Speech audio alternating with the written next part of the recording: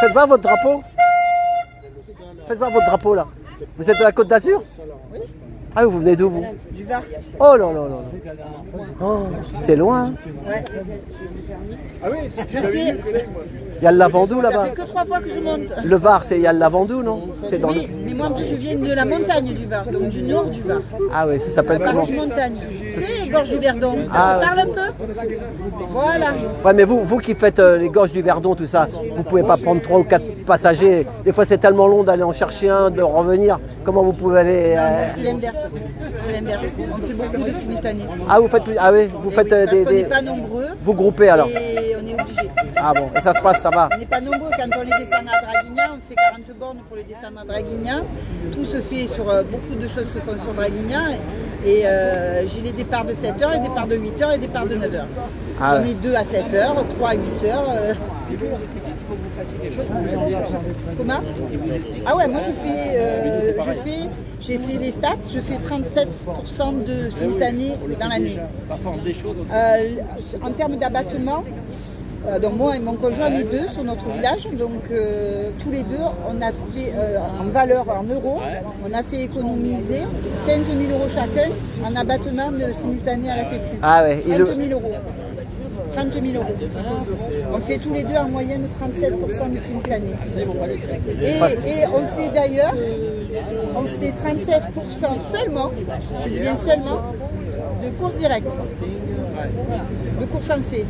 Tout le reste, c'est du A, des courses circulaires. Parce que justement, quand on va à Marseille, Je filme, vas-y, ça filme. Vas-y, parle. quand on va à Marseille ou Toulon ou Nice pour des consultations, même pour un PET-scan qui dure 2 heures par exemple, ben on attend parce qu'on met 2 heures pour y aller et 2 heures pour revenir, donc tu ne vas pas repartir à vide. Donc on fait à peu près 36 et 38% respectivement de courses directes, c'est-à-dire c'est les hospitalisations en général de jour, hein, hospitalisation complète ou chimio ou dialyse ou autre. Mais tout le reste, c'est des courses circulaires, courses en A, donc 63% des courses en A. Des courses circulaires, avec l'attente que l'on peut facturer à l'heure actuelle. Et qui veulent plus facturer après, soit. Voilà. Donc, S'ils remettent des hôpitaux à droite, à gauche, s'ils remettent des c'est ça. médecins, s'ils remettent Ouais, des parce centres qu'il y a le radiologiques, désert, s'ils remettent, comme ils appellent ça, le désert médical là. oui, nous, sur Draguignan, on a encore un hôpital et une clinique avec quelques spécialistes, mais dès qu'on va sur la cancérologie, on descend sur Marseille ou Nice, parce qu'on a des centres spécifiques pour la ça fait combien de cancérologie. kilomètres? On est à 100 km, alors non, de Nice, nous, on est à 130 bornes. Allez. Et on est à 110, 115, 120 selon où on va dans Marseille. Et moi qui a fait 45 ans, presque 44 ans de taxi à Paris, avec les... ça me fait rêver ça. Parce que nous, les bouchons, les machins. Ah oui, c'est sûr que bon, on a des bouchons quand on arrive sur Marseille ou sur Nice, hein, Ouais, ou sur mais, Toulon. bon. Parce Mais Paris, qu'on a Paris. Toulon. Non, mais au final, T'as envie de travailler à Paris, toi? C'est quand même. Non, mais le job il est pareil en fait, que ça soit en ville ou en campagne, sauf que c'est pas dans les mêmes conditions. Non, c'est pas les mêmes conditions. Ouais, c'est pareil. Nous, c'est pas des colis qu'on transporte. Ce sont les gens de notre village. Voilà, les c'est gens ça. qu'on connaît. Les gens dont on connaît la pathologie, qu'on transporte depuis plusieurs années. Il y a de l'affection, quoi. Il y a un affect. Il y a l'affect, mais il y a aussi le fait qu'on connaît, on sait de quoi ils souffrent. On sait à quoi il faut faire attention. On les suit, on les aide, on les assiste, on les accompagne. On n'est pas juste là, on les transporte d'un point A à un point B. On a aussi, du coup, on gère un planning. On prend les appels, on gère un planning. Quand on facture un transport, qu'est-ce qu'il y a derrière ce transport? Il n'y a que le fait de le faire monter dans le taxi, de les déposer? Non. Il y a d'abord avant et il y a après.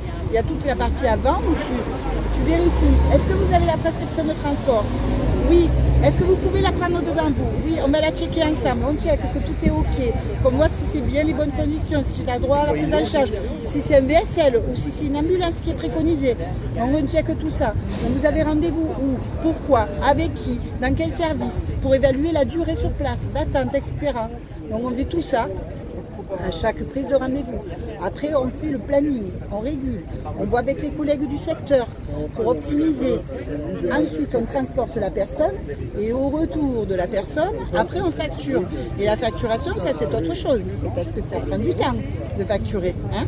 Donc de saisir tout informatique, puis d'envoyer tout en papier. parce qu'on n'est pas encore en CFI, donc voilà. Donc c'est ça, nous on a 70 € par mois à peu près de frais postaux pour envoyer toutes les factures. Ça en fait des paplards. Moi je l'ai fait un peu à Paris, au bout de 6 mois j'ai arrêté. Parce que nous c'était la pitié, c'était des trucs de même pas 20 balles. Hein. Alors moi je disais mais c'est quoi? Après j'étais à la G7 à l'époque, il me disait faut aller dans la boîte aux lettres de la G7. Une fois que je l'ai posé la nuit dans la boîte aux lettres, il me rappelait, il me dit il manque quelque chose, revenez. Et sur une course de 20 balles, j'avais fait 3 fois Clichy, moi j'habite dans le sud de Paris. Je lui dis mais c'est bon. C'est pareil pour nous aussi. Hein. On a dit que c'était fait pour me dégoûter. Quand tu crois, attends, quand tu en transportes 3, que tu fais moins de 40% sur la facture de chacun, et que, il y en a pratiquement un que tu transportes gratuitement, quoi, je veux dire.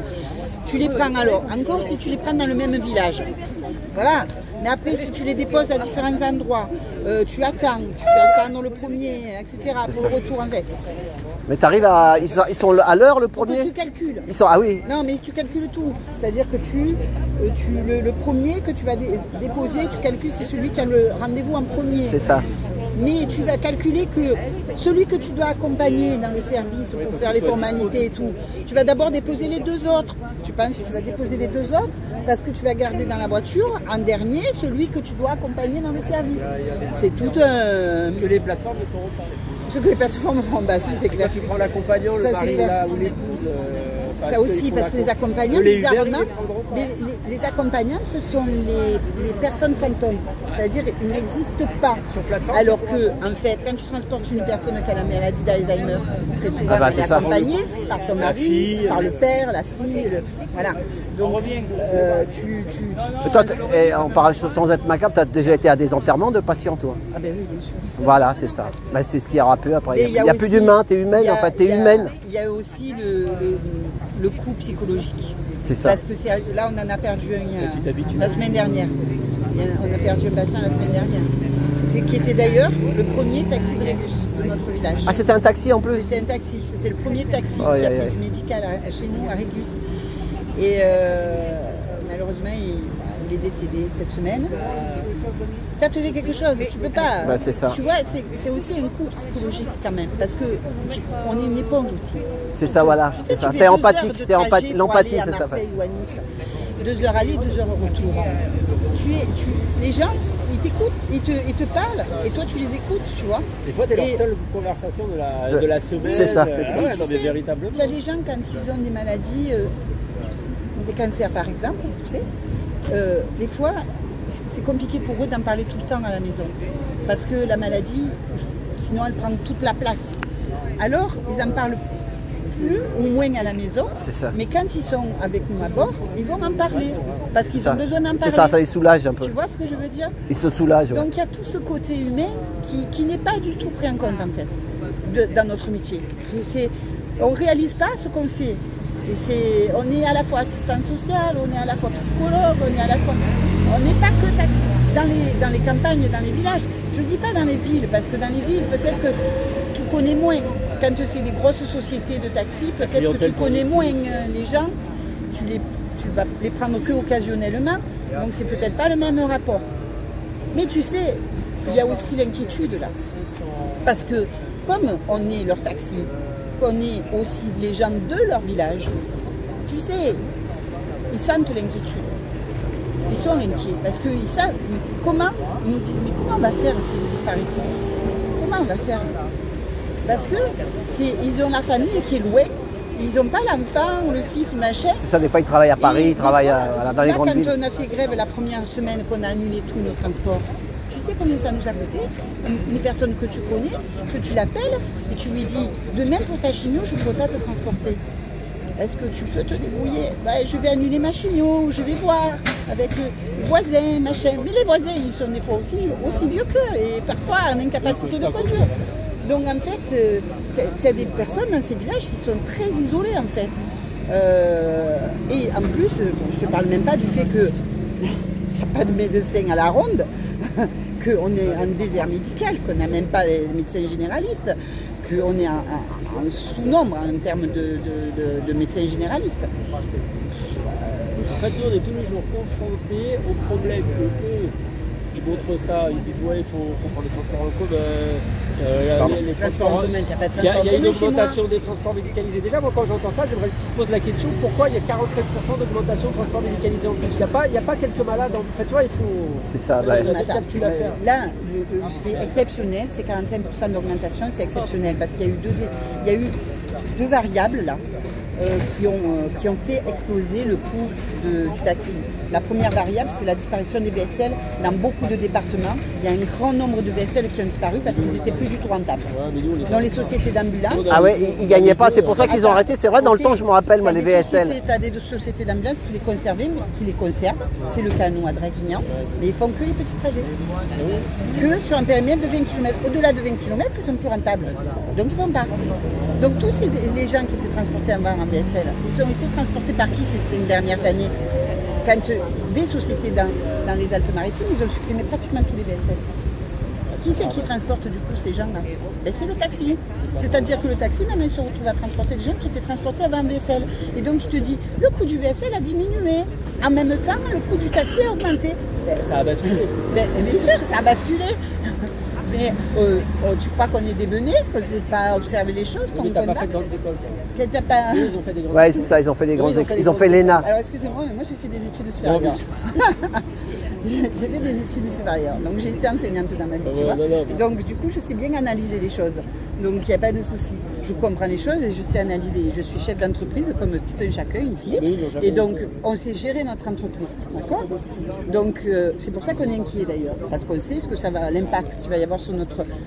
à court terme, à moyen terme ou à long terme. Oui, mais après, ça peut faire pareil. Comme tu as dit, ils vont mettre des Uber là. Mais après, s'ils trouvent que c'est pas rentable, et ben après, ça va faire comme les VSL, ils vont se barrer, ils vont pas vouloir. Bien sûr. C'est ça. Bien sûr. Bien sûr. Alors que, parce que le taxi, pourquoi il était là? Parce qu'il y avait son compteur.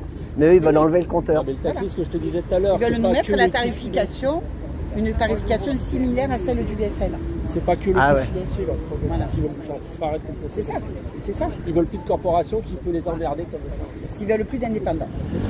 Bah, Ils veulent plus d'indépendants. C'est ça. Bah, c'est Parce comme. que les indépendants comme nous, ils les gèrent pas. C'est ça. Bah, c'est comme à Paris, il y avait, tu sais, il y avait des dames qui mettaient des PV, des amendes là. Oui. Mais il n'y en a plus. C'est une machine. Bah, maintenant, c'est des gars, voilà, et c'est des gars dans des bagnoles là. Et alors maintenant, eux, ça leur rapporte encore 10 fois plus. Du privé. Mais c'est des esclaves. C'est Oui. du privé. Et les mecs, c'est des esclaves. Hein, Et ils passent tout au privé, tu vois, au lieu de payer deux, voilà. Bah, c'est ça. Tout est privatisé. Ouais, bah, non. Mais après, il y a des leviers à actionner. On le sait qu'il y a des leviers à actionner. On les connaît, les leviers. Ah, mais il faut y aller. Mais ils veulent pas en entendre parler parce que de toute façon là, Leur décision, elle est prise. là c'est une décision politique là. Hein, ce sont des décisions politiques. C'est ça. C'est Ce pas que je des- disais tout à l'heure, c'est décisions politique. économiques. C'est même Parce pas les que gens avec qui ils discutent. Là, ils blablatent, mais c'est ça sert à rien. Non, Bah mais oui, là, c'est des- là, les ministères, c'est les C'est politiques. des chefs de cabinet. C'est des marionnettes. Oui, ils sont reçus par le chef du cabinet. J'aime bien ce nom-là, le chef du cabinet Non, mais en revanche, du ministre. ce qu'on a réussi quand même à obtenir, c'est qu'avant, notre dossier, il était géré et il était entre les mains d'une seule personne qui avait plein pouvoir. M. Fantôme. D'accord? Donc là, maintenant, il y a d'autres, comment on appelle ça, d'autres acteurs qui sont rentrés dans le rond et qui quand même se sont penchés sur notre question. Même si ça, on n'obtient pas. Mais on a déjà obtenu ça. C'est-à-dire que on enlève les pleins pouvoirs à une seule personne qui décide pour toute notre profession, du devenir de notre profession, et on le met entre les mains de ministres différents, de ministères différents, voilà. Donc déjà, c'est ce qu'on a obtenu. Au prix de gros efforts, il faut le dire, au prix de gros efforts et de gros sacrifices. On a obtenu ça. C'est le Moi, moins. je pense que ça leur permet juste de gagner du temps, mais Ouais, c'est repoussé pour lui foncer dans le cul, ça prend du temps. on verra. Mais au moins tu seras battu et tu seras dit ben, j'aurais été jusqu'au bout du Le vrai truc. combat, il est même pas là. J'aurais été jusqu'au bout du truc. Après c'est sûr que le combat il va être ailleurs. C'est-à-dire qu'après toi tu vas te battre à ton niveau dans ton entreprise pour tenir ton entreprise à flot. Et pour ceux qui ont des salariés, ben, pour pouvoir sauver l'emploi des salariés. Ah bah, chez nous, c'est calculé. Le 1er octobre, ça passe, les syndicats des taxis. Voilà. Les taxis dégagent. Moi, c'est ce que j'ai dit. Ceux qui ont eu une licence après 2014, ceux qui ont eu une licence qui leur a été octroyée après 2014 et qui font du médical. Moi, je serai propriétaire de cette... je serai exploitant de cette licence-là. Et demain, je la rends. Demain, je la rends. Fini là, les 70 heures par semaine. Fini les congés où tu ne fais jamais de coupure parce que tu as toujours le planning à gérer, les patients à gérer et que tu ne peux jamais te poser, et que tu es tout le temps dans le stress, tout le temps en permanence dans le stress. Celle qui est payée, et tous ceux qui viennent, on a des collègues, elle vient de s'installer. Mais moi, je la paye encore, ma licence. Ah ouais, c'est pour ça que je ne peux pas la rendre. Je peux pas la rendre ou la vendre. L'histoire de la carte là, voilà, c'est ça. Ils vont pas faire nous il y a 10 ans, on attendait, tu sais, ils nous disaient ça va venir, ça va venir. Tu sais que le client, tu lui donnes ta carte, il te donne sa carte vitale, clac clac. Ils l'ont pas encore fait ça, mais ils devaient le faire. Hein, c'est toujours les paperasses. Non. Hein? Et les paperasses, je peux te dire que c'est du temps de travail. Oui, mais normalement ils disaient que ça allait s'arrêter ça. Non, mais on attend qu'il passe. Ouais, mais après tu vas voir que quand il va y avoir ces voitures là qui vont venir, là d'un seul coup il y aura la carte et là ça va passer tout seul. Sûr. Bien sûr. Il faut user le... Ça ira pas dans le même compte. Eh ben merci. Hein. C'est quoi ton prénom?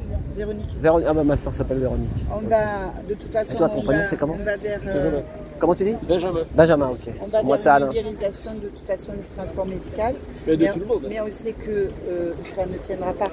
C'est ça. Ne tiendra pas. Parce que l'ubérisation, c'est profit, rentabilité. Et nous, on est dans la rentabilité parce qu'on est des gérants d'entreprise, mais on est aussi dans l'humain. Et ce côté humain, il va disparaître. Oui, il ne faut pas. Et aussi, tu sais, les plateformes, elles ont bon dos, les plateformes. Mais quand tu as l'hôpital qui t'appelle et qui te dit ah, ben la personne que vous avez déposée, finalement, on ne lui fait pas la chignon. Est-ce que vous pouvez revenir la chercher? Tu vois? Donc, au lieu de partir à 17 h, comme c'est prévu, est-ce que tu peux venir la chercher à 11 h pour la ramener chez elle? Toi, tu te décarcasses, tu appelles tout ton réseau, parce que tu travailles avec des réseaux d'un peu partout. Tu appelles tout ton réseau et tu te démerdes de faire remonter la personne parce qu'elle n'a pas sa séance de chignon. Ou alors, la personne que le docteur, là, il est parti aux urgences, tout ça. Donc, pour la consultation, il faut attendre que le docteur y vienne. Et ben, toi, tu rebondis parce que toi, tu as l'habitude de gérer ça. Tu fais. Mais une plateforme, comment elle va gérer tout ça? Tous ces impondérables que tu as toute la journée, que toi, tu as l'habitude de gérer parce que ça fait des années que tu le gères et que tu sais gérer, que tu as des réseaux pour ça. Les plateformes, c'est des algorithmes. C'est pas... Tu ne peux pas gérer les impondérables dus à l'humain. C'est pas possible. Je ne sais pas si tu as entendu tout à l'heure quand j'ai parlé de ça. J'écoute de temps en temps une chaîne qui fait une chaîne de YouTube qui fait des VTC. Et il y a un jeune, il a appelé, il dit moi j'ai fait un essai, j'ai travaillé 1 mois. Il dit j'ai bossé, mais trop pour ce que ça me rapporte. À la finale, il dit ça me rapporte 1500 balles, mais j'ai fait le double d'heure. Bah, je vais aller, j'arrête.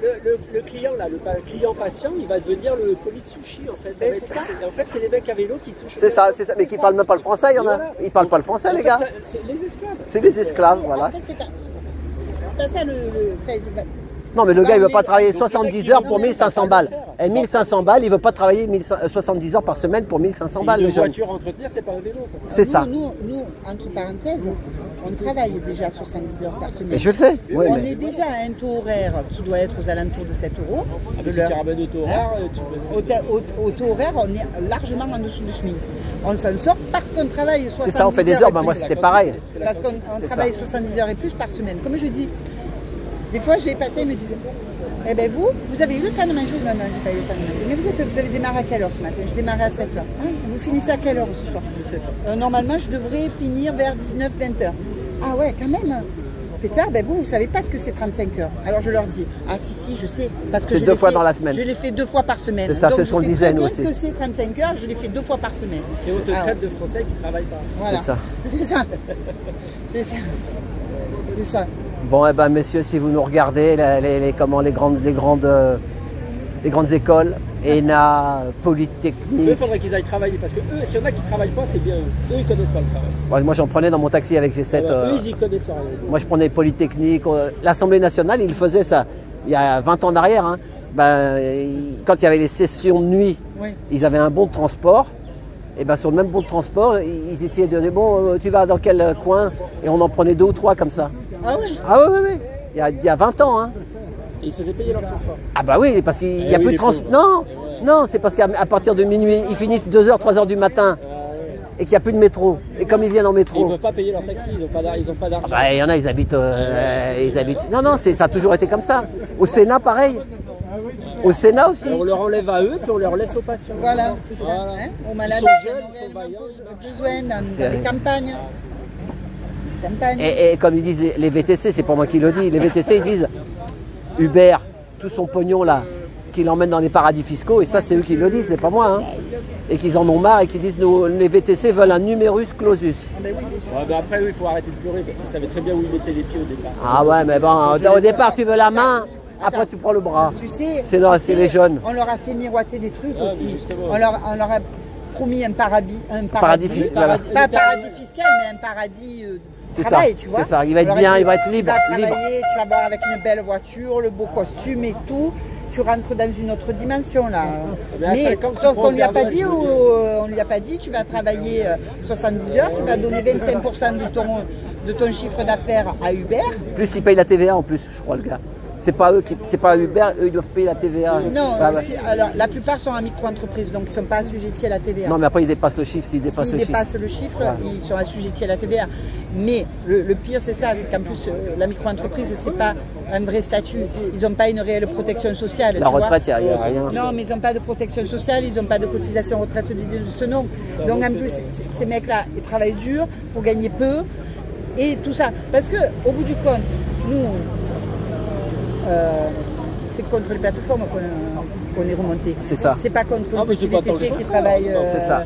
Voilà, je veux dire, lui, le On chauffeur. lui a donné on lui a ouvert la brèche. Non, à la limite, tu vois, nous on dit, à la limite, comme c'est du salariat déguisé, ça c'est certain, puisqu'il travaille pour une seule plateforme, donc pour un seul patron en quelque sorte. Donc c'est du salariat déguisé. Donc Uber fonctionne comme ça pour ne pas avoir à payer les charges sociales. On est d'accord. Donc à partir de là, tu dois imposer, quand tu as un salariat, dès que tu prouves que c'est caractérisé que c'est du salariat déguisé, tu dois imposer à l'entreprise de salarier les personnes. Et du coup, si ces chauffeurs qui actuellement sont en micro-entreprise, qui travaillent pour pas grand-chose et qui n'ont pas de protection sociale, s'ils devenaient salariés de l'entreprise Uber, Ouais, c'est ça, ouais. ils retrouveraient une protection sociale, un salaire minimum, et en plus, ils seraient protégés par une convention collective. Où ils ne pourraient plus faire 70 heures de travail, tu vois, pour gagner le SMIC. Donc, ils seraient gagnants. Oui, mais eux, ils ne seront pas gagnants, les patrons ne veulent pas ça. Indirectement, le combat des taxis contre les plateformes, ça peut servir par ricochet à tous ces chauffeurs qui sont dans des situations précaires. C'est ça. Eh ben merci. Hein. Et du coup, tu es d'où, toi? Parisien, j'étais taxi parisien pendant 40 heures. Tu regarderas ma chaîne. Ma chaîne, c'est Trotti, comme la trottinette. Ouais. Taxi. Trotti taxi. C'est facile, sur YouTube. D'accord. Mais moi, il y a plus de 10 ans, je me bats contre Uber, moi. Ouais. Je mettais un lumineux sur ma tête, sur ma trottinette, et dès que je voyais les télés, et les télés, ils voulaient pas me filmer. Ah ouais. Parce que c'était trop voyant. Je disais, Uber m'a tué, Uber m'a tué. D'accord. Et ben toutes les télés me filmaient pas. Ah ouais. Parce que ça les dérangeait, parce que c'est le gros Tu as créé capital. ta propre chaîne. Oui, mais moi je suis pas monétisé, je suis à la retraite. Oui, Moi. ouais, ok, d'accord. Puis j'ai pas, voilà. Non, Mais j'ai compris. moi j'ai fait gilet jaune, Mais quand j'ai tu dis milité. pour créer ta propre chaîne, Voilà, c'est ça. Mais bon, ça veut pas je dire donne la que parole aux c'est à petits. but, lucratif. Voilà, moi j'aime bien donner la parole. Je suis gilet jaune, moi. Ouais. Voilà, donc c'est pour les petits parce que si t'attends la télé, elle est où la télé? On les a pas vus, hein. Là, non, aujourd'hui, on les a pas vus. Ah, il y a 10 jours, il n'y avait personne. Voilà, bah, ils sont venus un peu. Il y a eu un peu, il y a eu BFM ou je sais France Info sur la 1 et BFM sur la 6. Voilà. Oui, Sur le l'autoroute journaliste de la A6. 1, il était monté avec de Toulouse. Sur Celui le- qui a fait le matin là, avec Bruce Toussaint. Là. Il était Oui, avec voilà. nous dans le convoi de Voilà. Toulouse. Sur France Info, il était sur la 1. Et nous, on a eu une C'était journaliste très bien. Très bien. C'est le mec de TF1, très Je le dis et je salue son professionnalisme parce qu'elle a été à l'écoute et elle a pris le temps de comprendre notre Ouais, mais problématique après- et nos préoccupations. Ouais, mais moi là je vais tout mettre là. Oui. Mais eux, ils Non, n'ont mais pas le non, temps mais de tout sérieux. mettre. Non. Hein? Même le gars de TF1 là, qui était monté avec nous, le résumé, Non, enfin, mais attends, le attends. reportage sur ALS, c'était bien. Ah ouais. Ils n'ont pas le temps de tout mettre. Toutefois, là, elle a interviewé 2 d'entre nous, donc moi et un collègue de Bretagne, en direct. On est Ah passé oui, en live. direct, Ah ouais, ça en c'est live. Donc du coup, là, tout a été dit, tout est passé en direct. Certes, on était sur un temps limité dès le départ, et on a bien réfléchi. Mais on n'a pas, ils nous ont pas mis 10 secondes de 2 minutes ou 3 minutes d'interview. Donc, Non, puis tu vois, et moi ce que je fais, ça laisse une trace. voilà. Tu vois, ça laisse une trace de parce que hein, tu vois, ça laisse une trace. Tu vois, la vidéo elle est là et au moins vous êtes venu, vous êtes fait, regarde, elle fait 2000 km l'aller-retour presque. Hein. T'as combien? 1800? Ah oui, oui, on a 900. Il y a un convoi qui arrive? Ouais, du sud, ouais, Voilà, il y a Toulousain qui arrive. De Bordeaux, ils sont partis de Bordeaux. Ben moi, je vais faire même, je vais te faire, là j'ai 53 minutes, Ah ouais. mais après je vais couper, je vais te mettre toi toute seule. Parce que des fois, tu sais, il n'y a pas tellement de visibilité, je vais couper et que toi, avec, tu vois, comme ça, pour, parce que là tu as dit beaucoup de choses et qui peuvent essayer de prendre conscience. On n'entend pas les explications du métier à chaque fois, Ouais. que des C'est ça, c'est ça. que ils n'expliquent pas le fond du Oui, boulot. parce que dans les 45%, tu sais, comme on parlait de la disparition des VSL, mais surtout, c'est l'apparition, l'explosion des transports en ambulatoire. Parce que là, on n'a jamais transporté autant d'ambulatoires que ces derniers temps. Oui, il paraît qu'il y a beaucoup de clients, c'est ce que j'ai posé. Tous les jours, on transporte des ambulatoires. Cancer. C'est ça, ouais, je sais. On a un groupe, nous, on a Non, une mais tu sais, augmentation les OP, des cataractes, tout ça, qu'avant, on ne transportait pas parce qu'ils restaient hospitalisés. Les gens, après, ils récupéraient Ouais, ils leur sont voiture et ambulatoires, rentraient faut chez qu'ils eux. rentrent. Là, pour économiser des nuits d'hospitalisation, voire des lits d'hospitalisation, on a fait de plus en plus d'interventions ambulatoires. Mais ça veut dire que comme la personne elle a eu une anesthésie, elle ne peut pas rentrer chez elle. Ouais, c'est ça, elle n'a pas le droit de conduire sa voiture, Donc, voilà. on fait appel au taxi. Et du coup, ça fait augmenter le coût du taxi.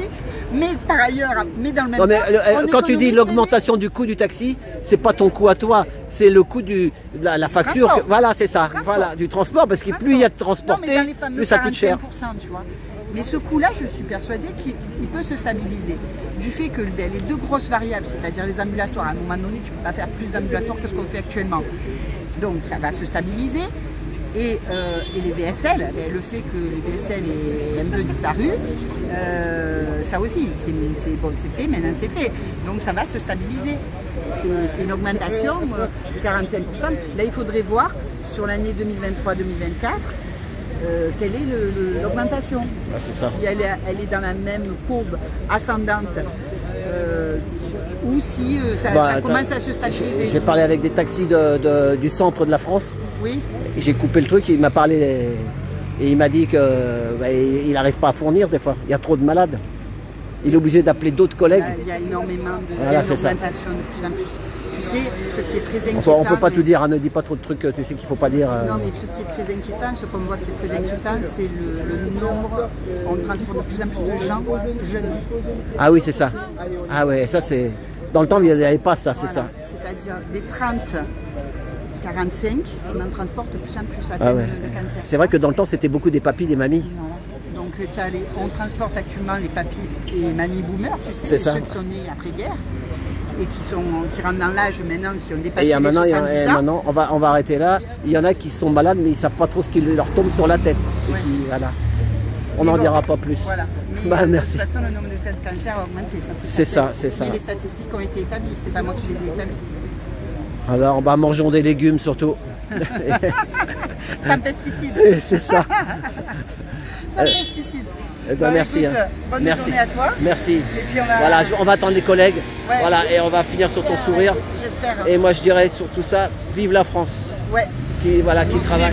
Voilà, la France libre. Et vive les taxis. C'est ça. Mais Aussi. il faut se battre, les collègues. Même moi, je vous le dis, j'ai fait 6 mois de CPAM, Ouais. mais je suis là. Parce que pour moi, bah, c'est un taxi, voilà, c'est Ouais. tout. Parce qu'il y en a, ils vont te dire, moi, je suis pas CPAM, moi, je suis ci, je suis ça. Oui. On s'en fout, on est tous... Une distinction, mais pourtant... C'est ça, mais la division, c'est comme ça Tu sais, qu'il... pendant le confinement, nous, dans notre département, il y en a qui n'étaient pas conventionnés. Tous ceux qui sont Côte d'Azur, là, ils n'étaient pas conventionnés. Et il y a une partie qui s'est conventionnée pendant le confinement et après le confinement, pendant les 2 années qui ont suivi, parce qu'ils ne pouvaient plus transporter, ils ne transportaient plus de voyageurs, Voilà, c'est ça, il n'y avait plus de touristes, voilà, c'est Donc, ça. Ils se sont conventionnés. ça nous a quand même aidé parce qu'on ne pouvait transporter plus qu'une personne à bord du véhicule. Ah oui, c'est ça. Voilà, ouais, avec la séparation, là, voilà. Le machin, tout ça. Ouais. Et donc, ça nous a quand même bien aidé. Mais du coup, ils ont quand même un peu testé ce que c'était le métier aussi, taxi conventionné, tu vois. C'est ça. Voilà, donc ils ont un peu testé. Bon, ils sont très vite.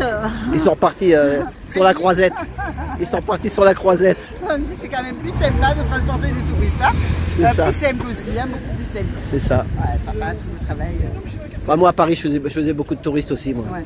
Je parle un peu anglais, un peu tout italien. Ouais. J'aimais bien les touristes aussi. Ouais. Je leur mettais de la musique de l'accordéon, des trucs, tu sais, la musique de Paris. Des fois, j'arrivais devant le Ritz, ils me disaient, je disais ça y est, il me disait non, il me balançait 10 € et il me dit tourne encore. Tu vois, ils voulaient pas rentrer, ils aimaient bien la musique, Edith Piaf, tout ça. Mais très rarement. Bah, nous, à Paris, il y a beaucoup de ça. Surtout la saison, là, on est en plein de saison de touristes. Ouais. Nous, on a des collègues qui ne sont pas conventionnés, qui vont faire s'occuper des touristes qui viennent en haut dans les gorges du Verdon. Mais nous, c'est toute l'année qu'on a le transport. C'est ça, bah là, c'est ça. On doit gérer les malades toute l'année. Ah, il y en a qui disent c'est 80-90%. De transporter les malades et je m'occupe des touristes, tu vois. C'est ça. C'est 90% de leur chiffre d'affaires, il y en a un. Nous, moi, c'est ça, hein, c'est presque 100% de mon chiffre d'affaires. Hein. Ouais, c'est ça.